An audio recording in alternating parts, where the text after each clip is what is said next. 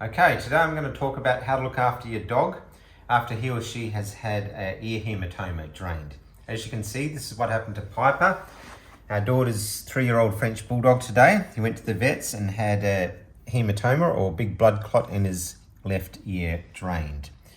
So his ear is looking a little bit worse for wear, both at the front and at the back.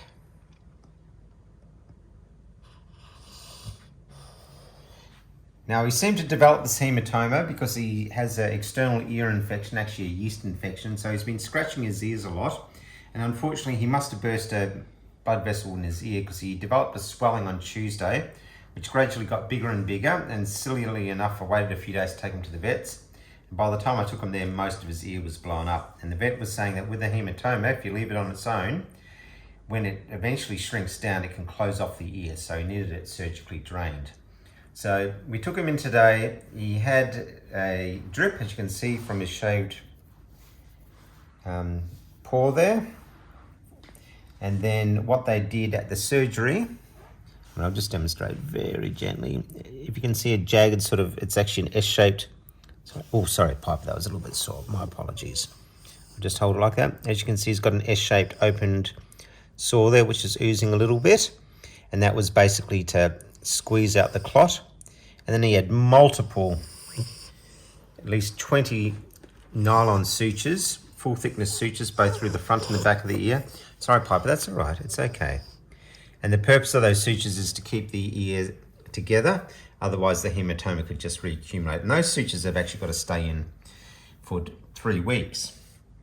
Now, we were given instructions on what to do. Pet care folder. Essentially, he's still going to be recovering from his anesthetic, so he's a bit tired, a bit drowsy. So here's the instructions here. So we're meant to keep him well rested for the next 12 hours, not have him near other dogs. Not that we have any dogs, but if you do, then not have him near him. Also young children, Spencer, our 8-month-old, is currently asleep, that he can bother the dog at times.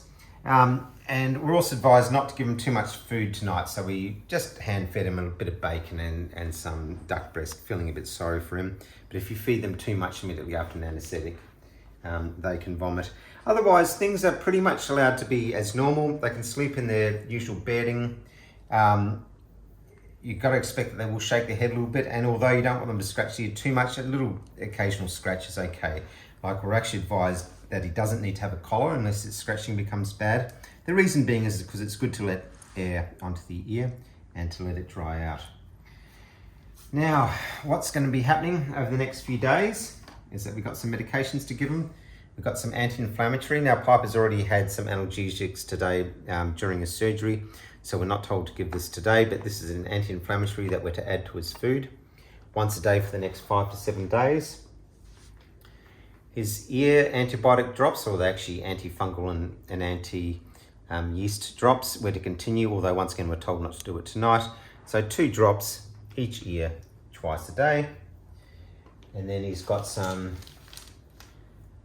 tablet antibiotics twice a day for 7 days, which, going from past experience of giving tablets to dogs, may be quite a challenge.